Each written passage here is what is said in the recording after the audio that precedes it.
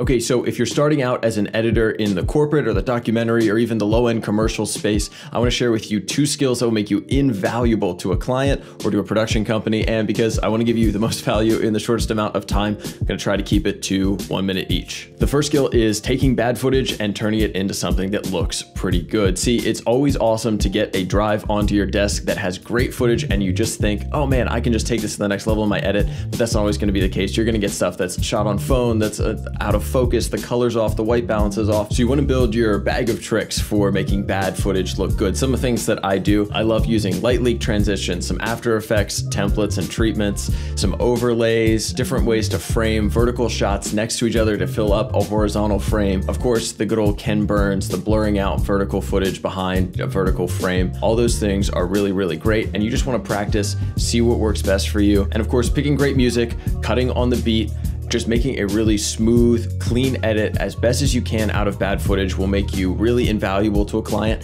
and they will definitely recognize when you do a great job with bad footage that you could do an even better job once they start handing you even better footage to work with. The second skill that I highly recommend that you work on is cutting together interviews, and that's both technically and from more of a storytelling perspective. Technically, you really want to get good at reframing an interview to look as perfect as you can get it. You want to avoid cutting on weird blinks or breaths and jump cuts that look unnatural. And you also want to master audio, crossfades to eliminate breaths or jumps in language when you're cutting to make it sound like somebody's saying something that's a little bit different than what they said. If they stumbled over words, you want to get good at smoothing out those little transitions. And then you also want to get really good at cutting an interview from a storytelling perspective. And so what that means is, this is the best test, is taking a 15 to 20 minute interview and cutting it down to 1 to 2 minutes of really concise, clean, smooth flowing content that could play by itself. That's something that I look for when I'm looking for an assistant editor or somebody to help me on a project. I want to see